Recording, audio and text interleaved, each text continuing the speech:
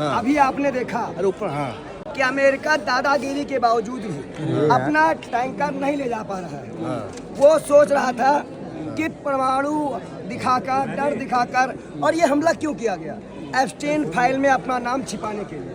कोई मुद्दा नहीं था, कोई पहल नहीं थी। आप अगर बच्चियों को मारोगे, आप अगर मजलूमों को मारोगे, तो आप भी मरोगे, उसी हालात में मरोगे, इस हालत में मारोगे। और यह बात आज हम बता दें, उनका सिर्फ शरीर गया है, वो जिंदा है हमारे दिल। शहीद खामनेई ज्यादा महंगा पड़ेगा अमेरिका को, ये ध्यान रखे कि जिंदा खामनेई 85 साल का जो अल्लाह के रास्ते में अपना वक्त लगा के गया है, शहीद खामनेई उनको बहुत महंगा पड़ेगा। क्योंकि उनका जो जज्बा है, और हमने ये मिसाल हर एक मुसलमान, हिंदू, सिख, ईसाई को याद रखना है कि इस दौर में भी हमने बहादुरी किसे सुने नहीं देखे। देखिए पंडित जी, कुछ लोग हवन कर रहे हैं नेतन्याहू के लिए। देखिए वो लोग ये नहीं जानते हैं, अभी कुछ दिन हुआ है गैस में रोने लगे हैं, लाइन लगाने लगे हैं। वो अंधभक्त हैं, और सरकार को पूरी तरह से रोक लगाना चाहिए। जब भारत सरकार बातचीत कर रही है, तेल मंगवा रही है, ऐसे लोगों पे कार्रवाई होनी चाहिए और ऐसे लोगों को जेल भेजना चाहिए, बिल्कुल जेल भेजना चाहिए।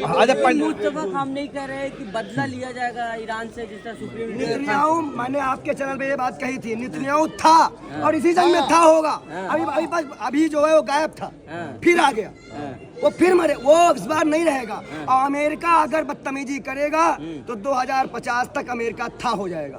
बदतमीजी करना छोड़ दे, बार बार मजलूमों पे जुल्म मत करो। अल्लाह के बंदों को यह सिखाया गया है कि आप मजलूमों पे जुल्म न करें। आज देखिए ईरान हमला कर रहा है, कोई पानी टैंकर पे हमला किया, कोई स्कूल पे हमला किया, और जब इजराइल हमला कर रहा था फिलिस्तीन पे तो कहाँ कहाँ हमले हुए।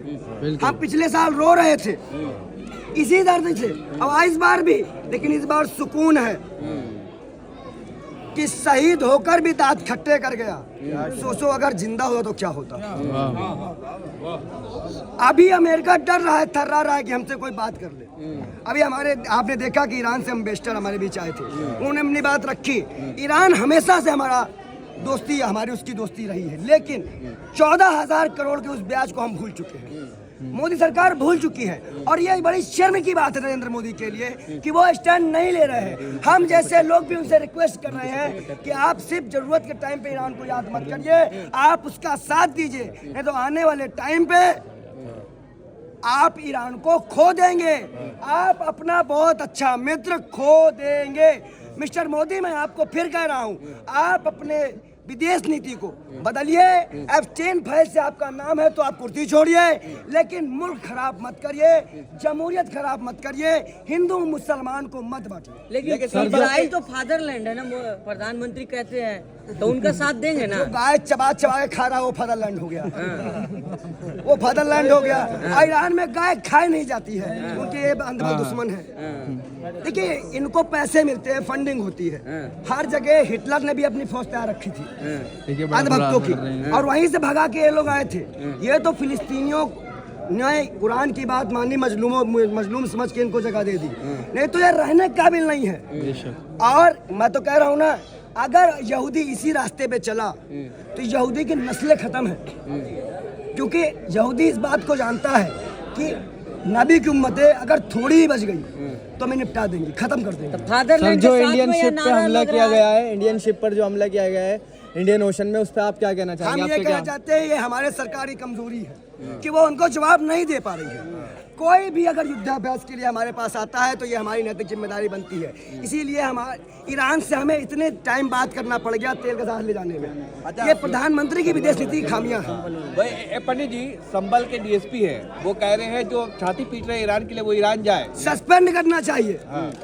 ईरान से हम गैस ले रहे हैं, हमारे उनके संबंध हैं, और ईरान एक इस्लामिक कंट्री है, यहाँ मुसलमान रहते हैं, दिल जुड़ा हुआ है। अगर कोई किसी की आस्था को ठेस पहुंचाएगा, अगर कोई किसी दान गुरु को मारेगा, इनका मतलब हमारे यहाँ शंकराचार्य है ये।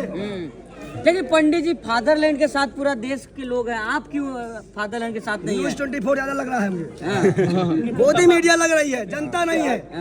फादरलैंड कौन फादरलैंड? कौन फादरलैंड? जो हमारे बाद बना वो हमारा फादर बन जाएगा। तो मोदी जी कैसे कह रहे हैं? मतलब जितने भी अंधभक्त है इन्होंने हिंदुस्तान के इतिहास को भुला दिया। फिर क्या भाई वो फिलिस्तीन है, वो इजराइल कोई फायदा